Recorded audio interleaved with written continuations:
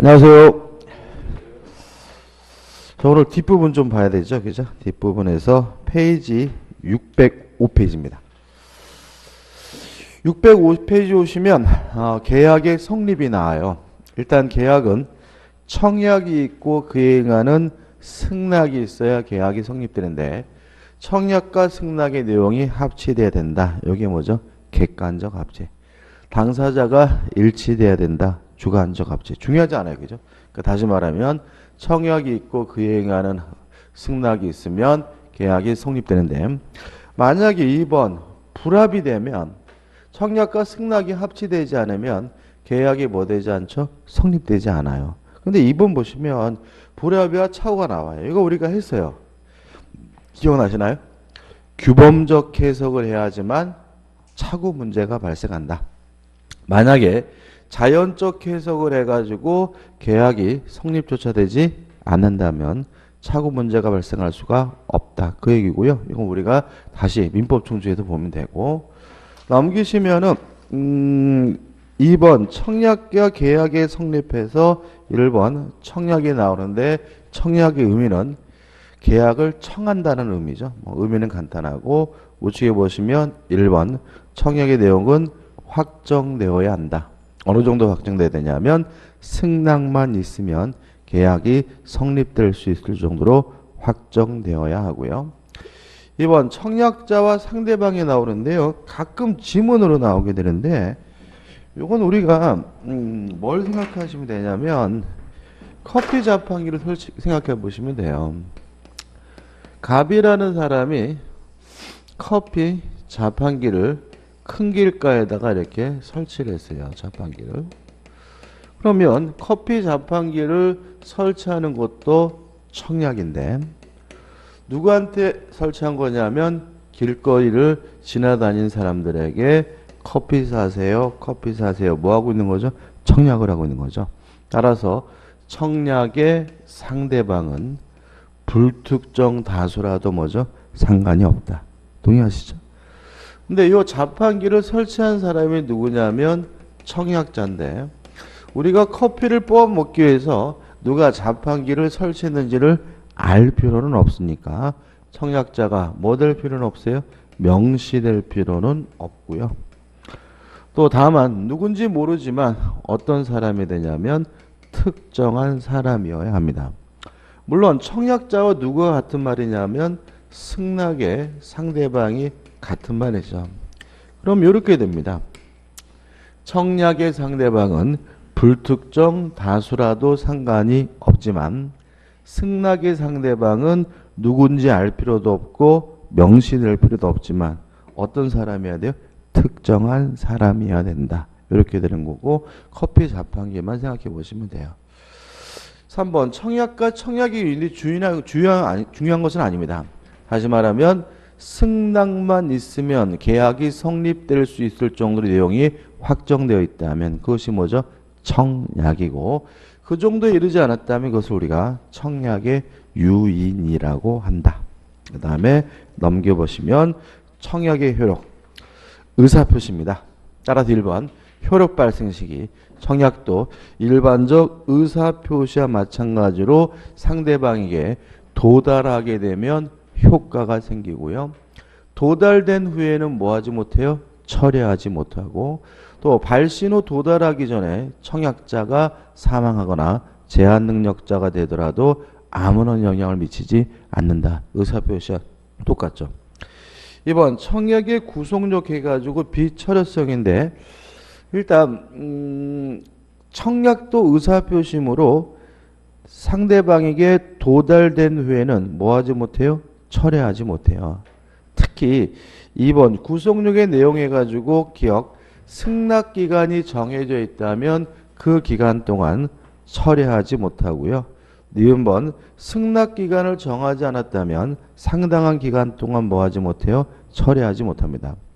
그 다음 우측에 메뉴에 구속력이 배제되는 경우 읽어볼 필요도 없고 리을번 청약의 존속기간도 지금 방금 말씀드린 내용이니까 한번 읽어보시되 중요하진 않아요. 넘깁니다. 바로 넘기셔가지고 이제 뭐가 나오냐면 승낙이 나와요. 계약을 하겠다는 의사표시가 뭐죠? 승낙이다. 1번 승낙의 상대방은 청약자고 특정한 사람이어야 한다. 2번 청약에 대해서 병렬을 가했다면 새로운 청약을 한 것이다. 동의하시나요? 갑이 을에게 우리 집 1억 원에 살래라고 청약을 했더니 내가 네 집을 8천만 원에 사겠다라고 승낙을 했다면 요거는 1억에 안 사겠다는 거죠. 거절과 동시에 8천만 원에 팔라는 뭐라는 거죠? 새로운 청약을 하는 것이다. 이런 거고. 우측에 보시면 승낙이 효력해가지고 1번 승낙기간에서 나오는데 먼저 뭘 봐야 되냐면 오른쪽 하단에 보시면 밑에서 세 번째 줄 격지자 간의 계약은 승낙의 통지를 발송한 때 성립합니다. 자, 왜 그러냐면은 청약에 대한 답장인 승낙은 발신주예요.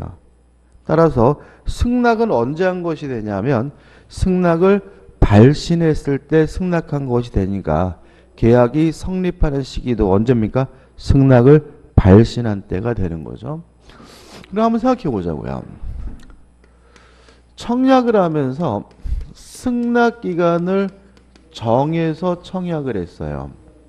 그러면 그 기간 내에 승낙이 도달돼야 비로소 계약이 성립돼요. 만약에 연착됐다면 새로운 청약이 됩니다. 그 다음에 승낙 기간이 정해져 있지 않고 있다면 이때는 상당한 기간 내에 승낙을 도달시켜야 계약이 뭐가 되냐면 성립하거든요. 근데 문제는 뭐냐면 계약이 성립되는 그 성립 시기는 우리 민법이 승낙의 발신 시 계약이 성립된다라고 규정을 하고 있단 말이죠. 그러면 승낙 기간이 정해져 있으면 그 기간 내에 도달이 돼야 계약이 성립되는데 성립되는 시점은 도달한 때가 아니라 뭐죠? 발신 시기 때문에 이게 뭐처럼 보입니까? 모순된 것처럼 보이는 거죠. 다시 말하면 갑이 을에게 우리 집 1억 원에 살래라고 하면서 1월 20일까지 얘기해다오 승낙 기간을 뭐죠? 정했어요. 그래서 을이 갑에게 좋다 내가 너한테 1억에 사겠다라고 승낙을 하면서 1월 17일 날 승낙을 발신했는데 이게 만약에 1월 19일 날 도달됐다면 승낙 기간 내에 도달이 됐기 때문에 계약이 뭐가 돼요? 성립이 되는데 그 시기는 1월 19일이 아니라 뭐죠? 발신한 때인 1월 며칠이죠? 17일이라는 얘기죠. 그래서 넘겨보시면은 문제점 해가지고 요거는 도달, 요거는 뭐죠? 발신. 그러니까 이게 뭐죠? 모순돼 있는 거 아니냐에 대해서 우리 판례는 요렇게 이해를 합니다. 승낙 기간 내 부도달을 해제 조건으로 해서 승낙의 발신 시 계약이 성립된다라는 것이 우리 판례 입장입니다. 예를 들어서 1월 17일 날 발신한 것이 1월 21일 날 뭐죠? 도달했어요. 다시 말하면 승낙 기간 내에 뭐 하지 못했어요? 도달하지 못한 거죠. 그럼 생각해 보자고요. 일단 해제 조건이라는 말은 1월 17일 날 계약이 일단 뭐가 되는 거죠? 성립되고 뭐죠? 유효한 거죠. 근데 만약에 승낙 기간 내에 도달하지 못하면 성립했던 계약의 효과가 어떻게 해요? 없어져 버리는 거다. 이렇게 이해하는 것이 뭐죠? 우리 통설이고 뭐죠? 판례 입장입니다. 이것도 또 이제 다시 또 헷갈리는데 그러면 따로따로 기억하시면 돼요. 계약이 성립되려면 승낙 기간 내에 뭐가 돼야 돼요? 도달이 돼야 된다. 다만 성립하는 시기는 도달한 때가 아니라 뭐죠? 발신한 때다. 이렇게 따로 기억하셔도 상관은 없어요. 다시 한번요. 을이 1월 17일 날 승낙을 해서 1월 19일 날 승낙 기간 내에 도달됐기 때문에 계약이 뭐가 돼요? 성립이 되는데 그 시기는 도달한 때가 아니라 뭐죠? 발신한 때인 며칠이죠? 1월 17일 날이 된다. 이렇게 되고 그 다음에 마지막에 대화자 간의 계약 성립 시기는 도달한 때거든요. 근데 이거는 가입해요. 기억하지 마세요. 이거 중요한 것도 아니고 원래 무슨 말이냐면 대화자라는 게 뭐예요?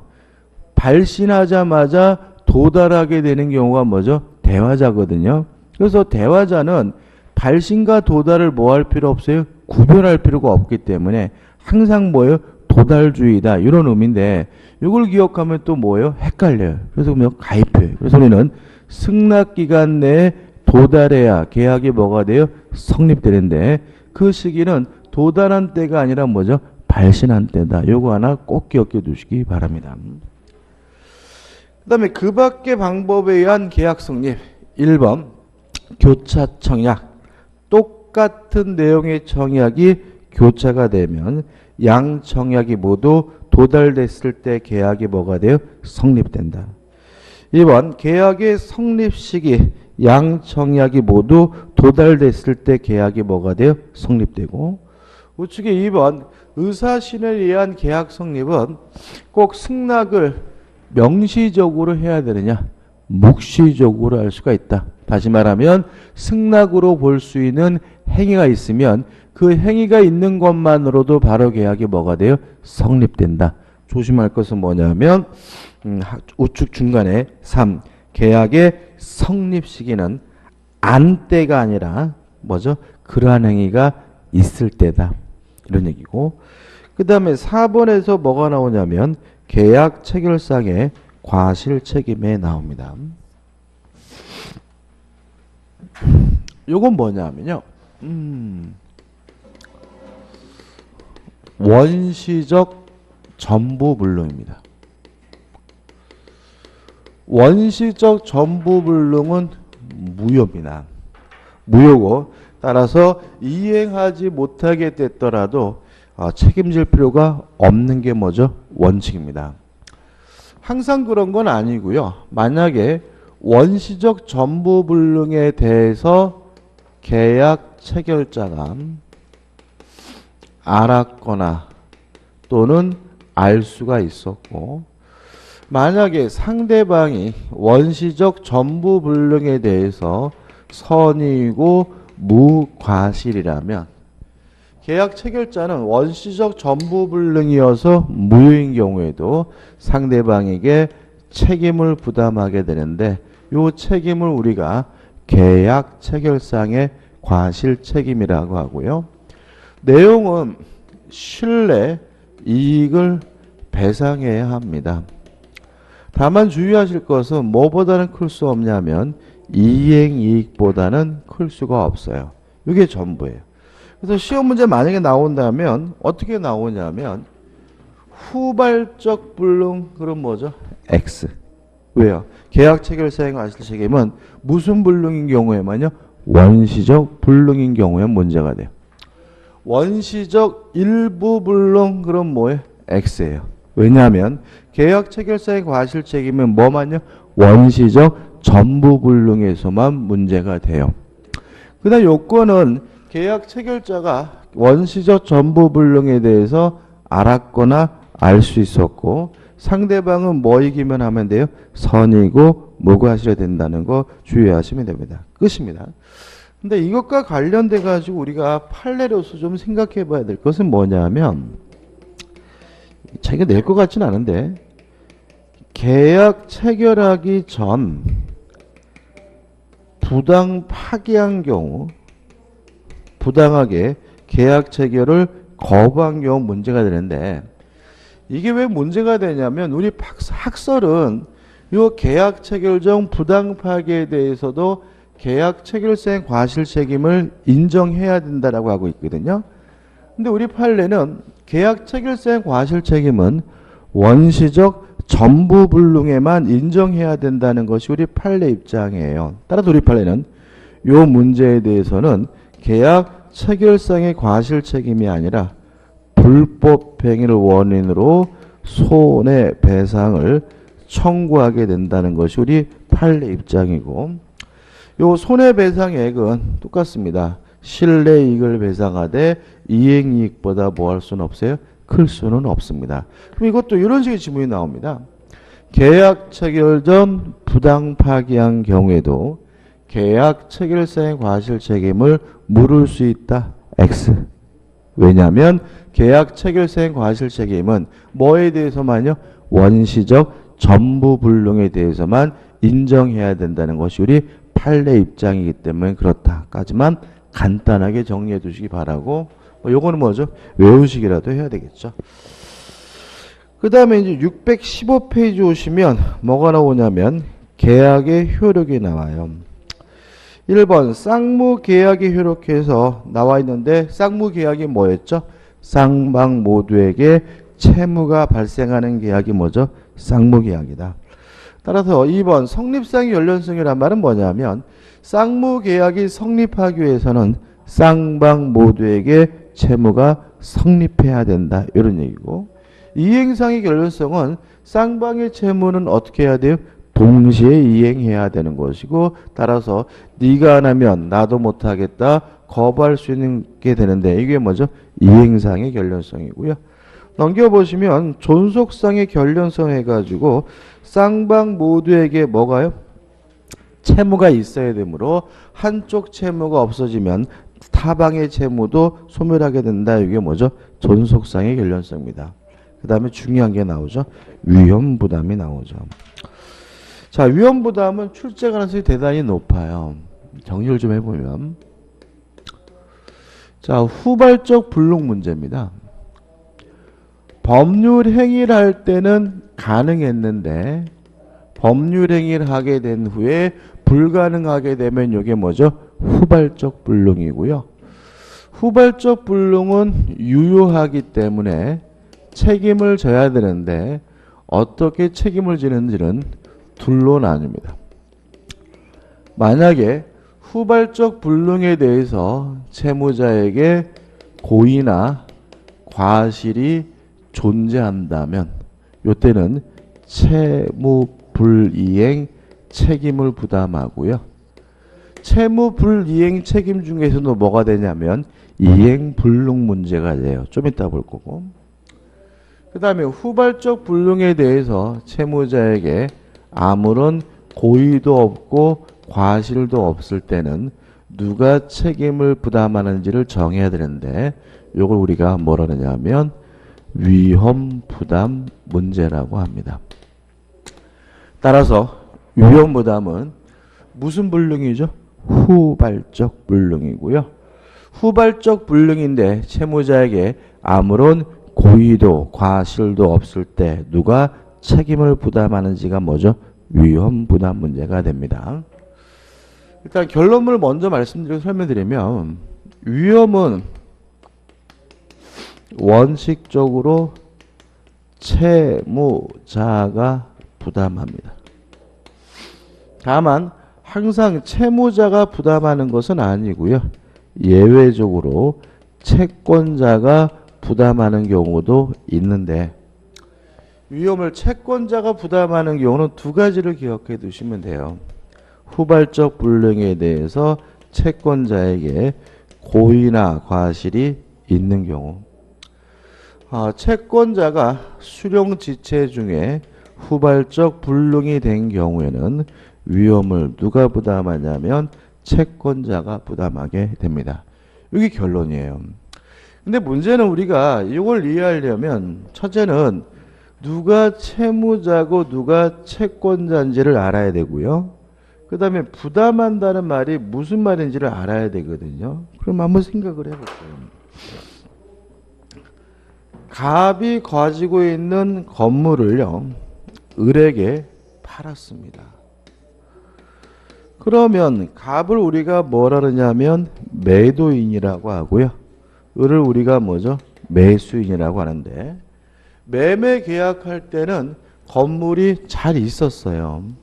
근데 매매 계약을 한 후에 예를 들어서 지진이 나가지고 건물이 무너져서 없어졌다면 후발적 불능이고 지진이 났으니까 그 누구에게 뭐가 없어요? 고의도 과실이 없죠.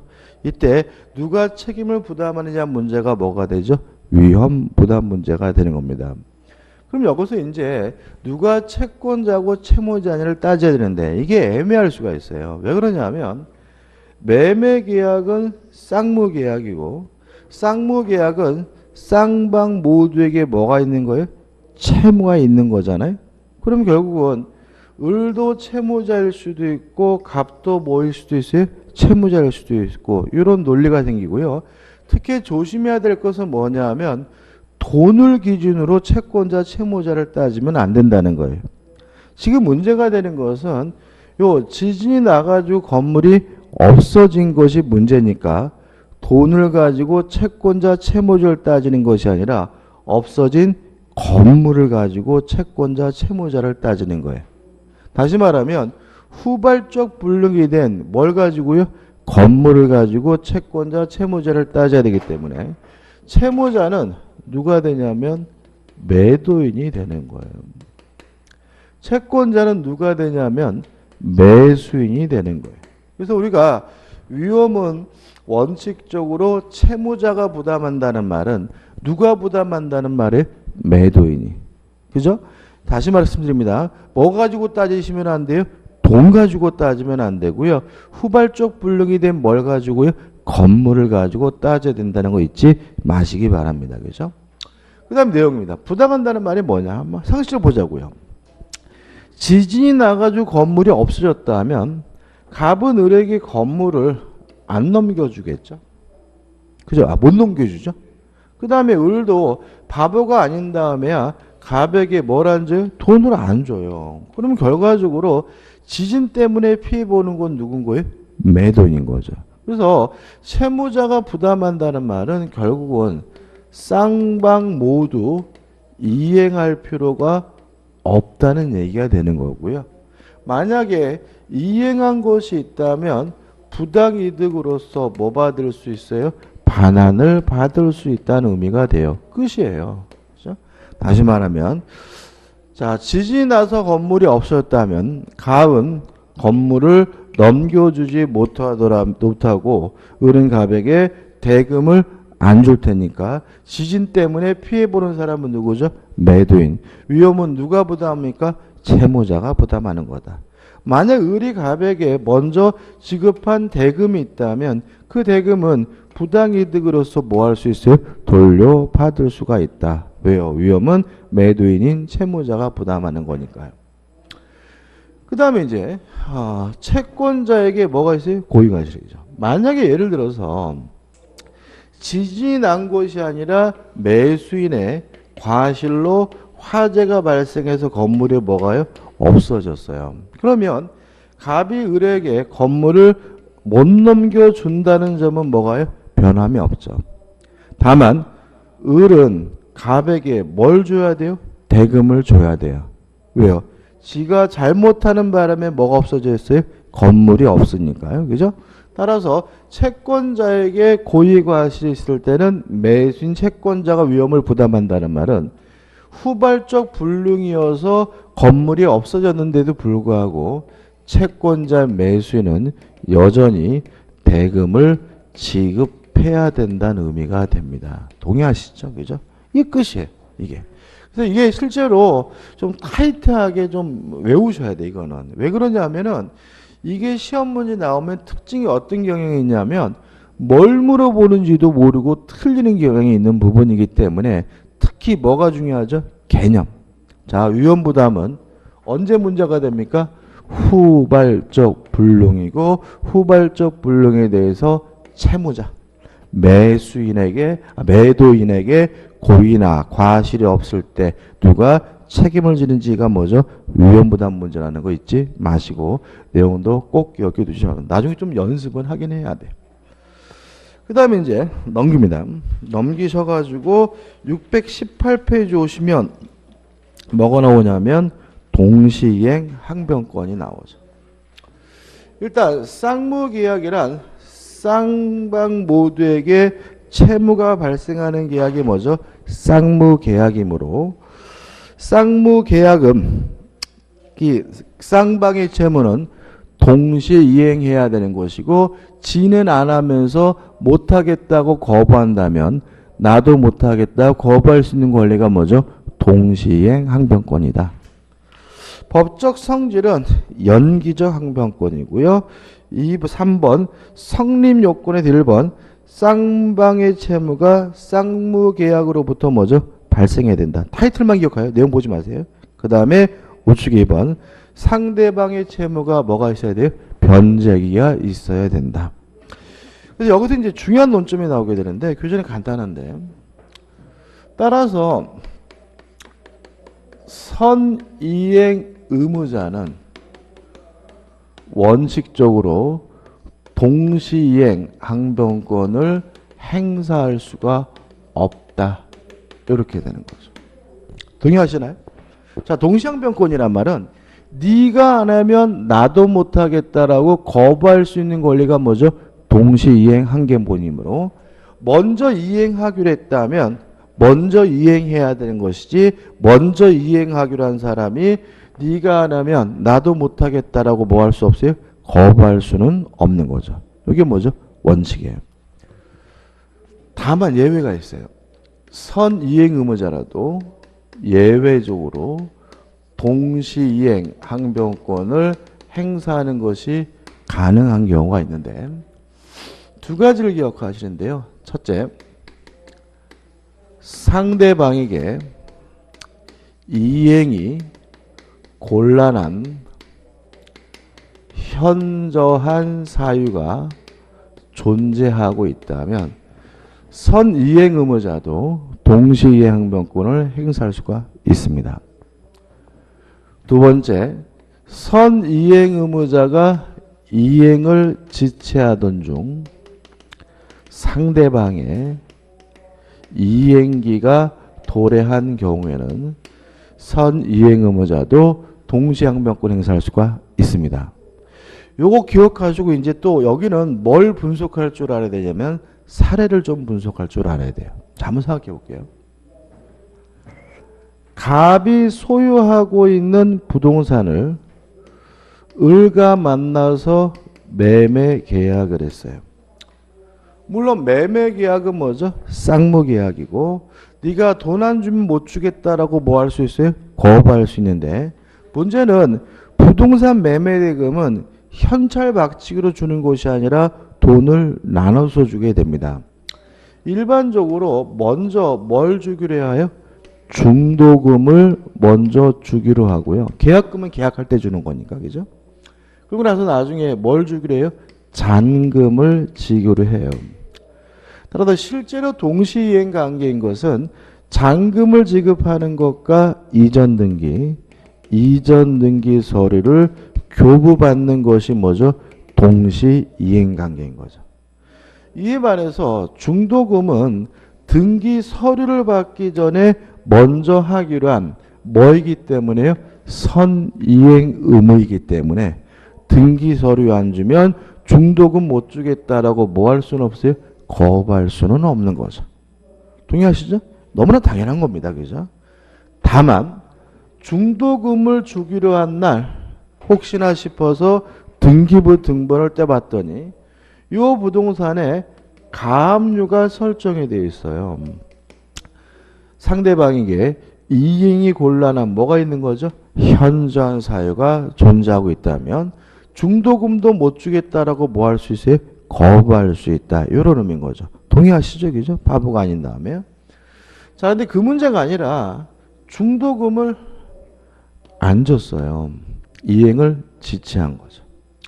이렇게 안 주고 있는 상태에서 잔금을 지급하기로 한 때가 되면 상대방인 갑도 뭐예요? 이전 등기 서류를 교부하기로 한 때가 되니까 이때부터는 원래부터 동시이행 관계였던 잔금뿐만 아니라 선이행 의무인 중도금까지 뭐가 되는 거죠? 동시이행 관계가 된다는 얘기입니다. 따라서 이제 을은 등기 서류 안 주면 잔금뿐만 아니라 중도금도 못 주겠다라고 뭐 할 수 있다는 얘기예요?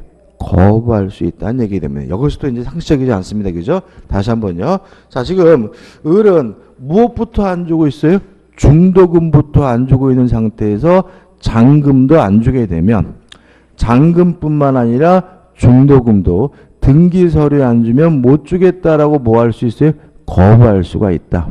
왜냐하면 우리 판례에 따르면 선이행 의무인 중도금을 이행 지체하던 중 상대방의 이행기가 도래하면 뭐가 발생하기 때문에 동시이행 항변권이 발생하기 때문에요. 따라서 이제부터 을은 잔금 중도금을 안 주더라도 뭐가 아니냐면 이행 지체 채무불이행이 아니에요. 따라서 갑의 입장에서는 을에게 채무불이행 책임을 물으려면 을이 행사하고 있는 동시이행 항변권을 소멸시켜야 비로소 을의 채무불이행 책임을 물을 수가 있는데 그 말은 뭐냐면 이행을 먼저 해야 돼요.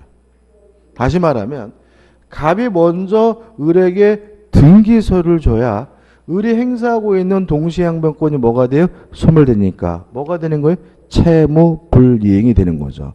그래서 우리가 이게 뭐가 문제냐면 동시이행 항변권이 문제가 되면 결론이 항상 이상해져요. 자, 우리가 엊그제 금요일 날 기억나시나요? 전세금에 반환과 목적물에 반환은 뭐죠? 동시이행 관계다. 따라서 전세금을 안 준다는 이유로 경매를 신청하려면 먼저 뭘 해야 돼요? 집부터 비워줘야 한다. 똑같아요. 잔금과 중도금과 이전 등기서를 교부하는 것은 뭐죠? 동시이행 관계다. 따라서 돈을 안 준다는 이유로 이행지체 책임을 물으려면 먼저 어떻게 해요? 등기서를 어떻게 해요? 줘야 된다. 이런 논리가 생기게 되는 거예요. 근데 실제로 등기서를 직접 주기가 무섭죠. 왜냐하면 을은 무엇부터 안 주고 있는 놈이에요? 중도금부터 안 주고 있는 놈이잖아요. 그래서 이행을 하는 것이 무섭다면 최소한 또는입니다. 이행을 제공해야 된다. 이행을 제공하는 방식은 뭐냐면요. 등기서류를 법무사 사무실에다가 맡겨두고 돈 내고 그 등기소로 찾아가라. 이 정도까지는 뭘 해줘야 돼요? 해줘야 되고요. 이행 또는 이행을 제공을 함으로써 을의 동시이행 항변권을 소멸시켜야 그때 비로소 을이 돈을 안 주는 것은 채무불이행 뭐가 되냐면 이행 지체가 되고요. 이행 지체를 이유로 계약을 뭐 하는 것이 가능하냐면 해지하는 것이 가능하다는 것이 우리 판례 입장이고요. 마지막으로 동시이행 항변권을 소멸시키기 위한 이행 또는 이행의 제공은 한 번 한 것만으로는 부족하고요. 계속되어야 한다는 것이 우리 판례 입장이라는 것까지 꼭 기억해 두시면 됩니다. 그래서 동시이행 항변권에서 첫 번째 정리해야 될 부분은 뭐죠? 요거예요. 요거 꼭 기억해 두시기 바라고 이러한 내용이 어디까지 나오고 있냐면 620페이지 상단까지 나오고 있는 겁니다. 그 다음에 두 번째 정리할 것이 620페이지 중간에 보시면 동시이행 항변권이 뭐가 되는 경우죠? 인정되는 경우예요. 교재에 나와 있는데 교재를 좀 줄여보자고요. 자, 동시이행 항변권이 언제 인정이 되느냐? 가장 중요한 것은 뭐냐면 쌍무계약이죠. 쌍무계약에서 쌍방의 의무는 뭐죠? 동시행관계다. 그러면 우리가 뭐가 떠오르세요? 유상계약이 떠오르죠. 그래서 매매, 교환, 임대차 같은 쌍무계약에서 쌍방의 의무는 뭐죠? 동시행관계다. 이렇게 크게 기억하면 되고요. 그 다음에 담보책임도 동시이행관계다. 담보책임 뭔지는 좀 이따 볼 거예요. 그 다음에 세 번째, 어떤 이유든지 간에 원상 회복해야 되는 관계는 동시행관계다. 다시 말하면 무효가 돼서 원상 회복을 하든 취소가 돼서 원상 회복을 하든 해제가 돼서 원상 회복을 하든 권리가 소멸돼서 원상 회복을 하든 원래 상태로 돌아가는 관계는 뭐죠? 동시행관계입니다. 그래서 우리가 실제로 아까 전세금의 반환과 목적물의 반환은 뭐예요? 동시행관계예요. 이거 원상 회복이거든요. 왜요? 전세권이 뭐가 돼요? 소멸됐으니까. 또 임대차 보증금의 반환과 목적물의 반환도 뭐예요? 동시행관계예요. 이것도 뭐예요?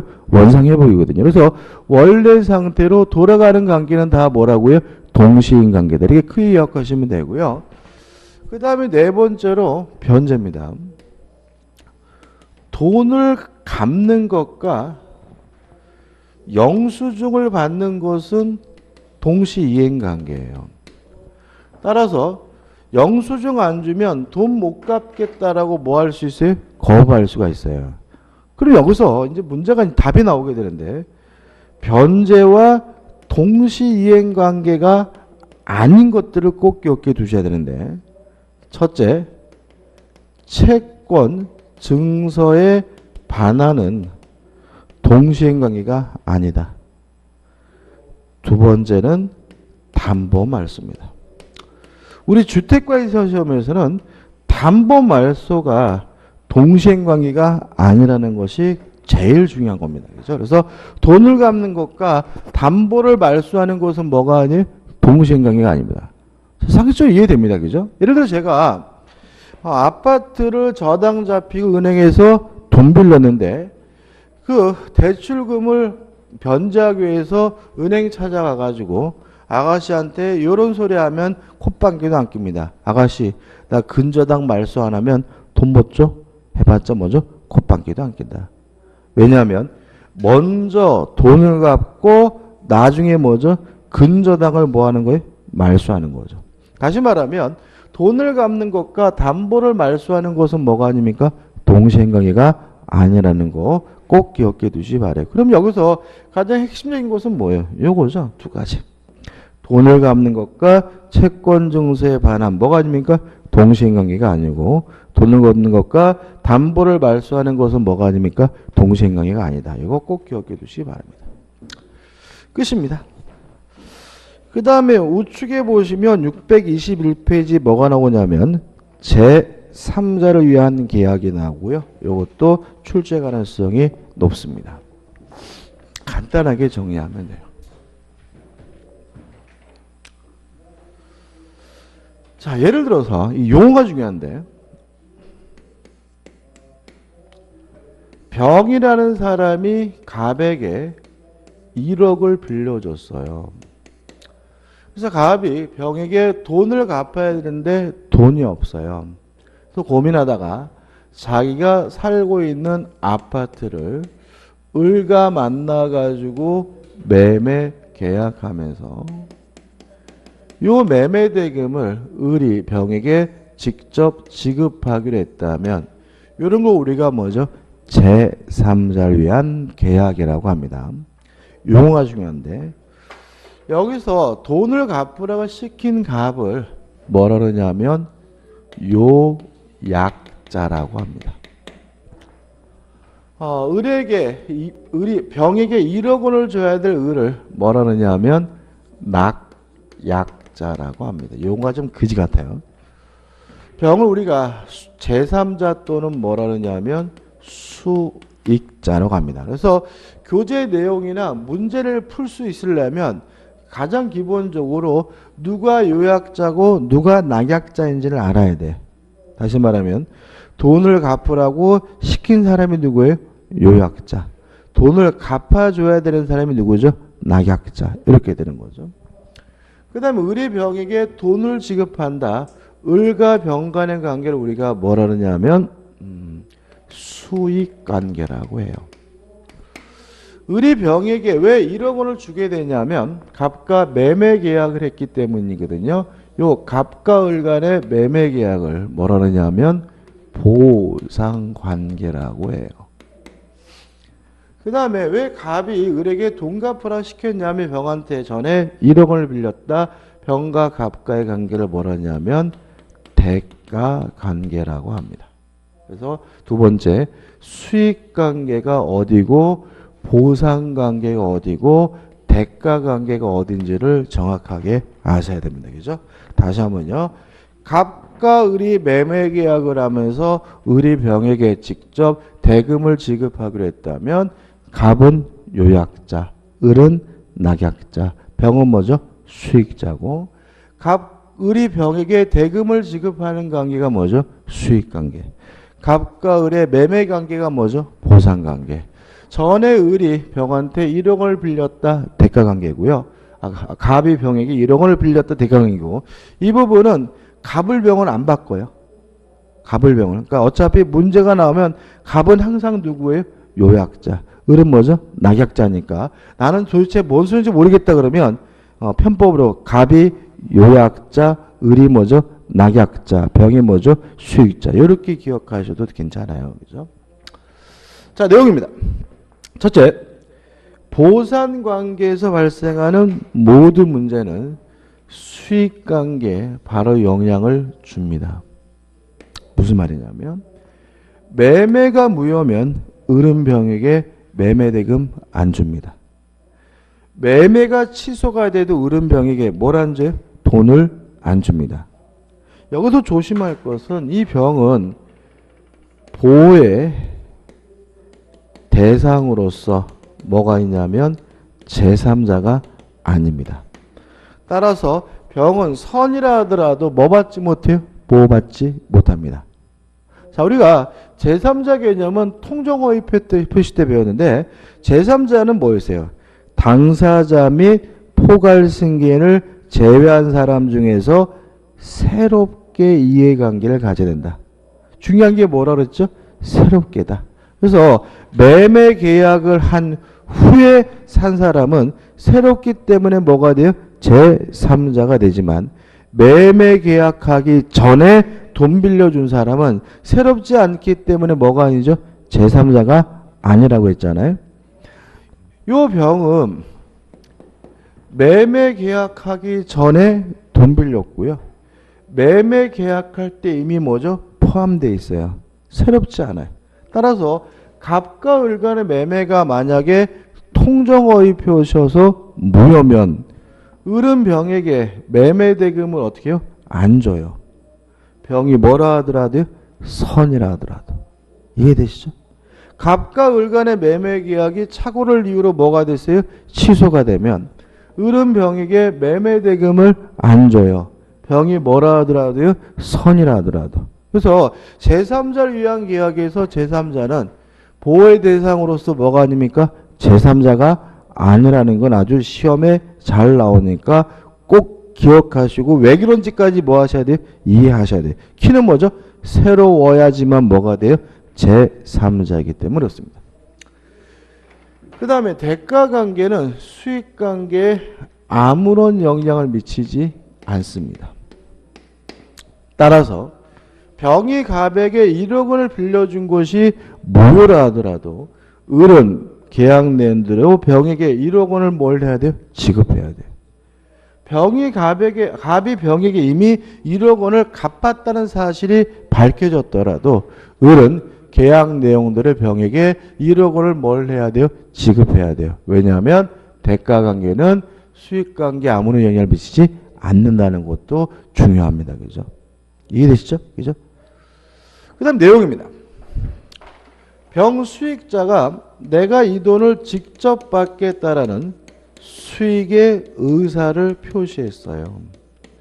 이렇게 수익의 의사 표시를 하게 되면 첫째, 병은 이제 을에게 직접 1억 달라고 이행을 청구하는 것이 가능해집니다. 따라서 만약에 을이 병에게 제때 돈을 주지 않는다면 병은 을에게 손해배상을 청구하는 것도 뭐하냐면 가능한데 문제는 요 매매계약은 갑과 을이 체결한 것이지 병이 체결한 것은 아니에요. 따라서 병은 계약의 당사자가 아닙니다. 이 병이 참 특이하죠. 그러니까 얘는 뭣도 아니에요. 제3자도 아니고 뭣도 아니에요. 당사자도 아니에요. 따라서 병 스스로가 갑과 을 간의 매매 계약을 취소할 수도 없고 해제할 수도 없고요. 만약에 이 매매가 무효가 돼서 원상 회복해야 된다면 계약의 당사자인 갑과 을이 원상 회복해야 되고요.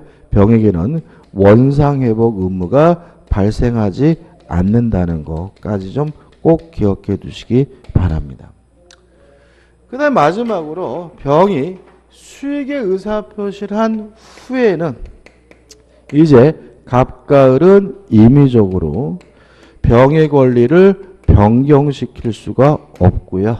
병의 권리를 소멸시킬 수 없다는 것까지 기억해 두시면 됩니다. 끝입니다. 이게 처음에 들으시면 뭔 개소리인가 싶기는 한데 어차피 이 부분은 정형화 되어 있는 부분이기 때문에 사례와 함께 여기까지 꼭 내용을 정리해 두셨으면 좋겠어요. 이게 뭐죠? 제3자를 위한 계약이죠. 그 다음 625페이지 오시면 이제 뭐가 나오냐면 계약의 해제와 해지가 나오는데 좀 쉬었다가 보도록 하겠습니다.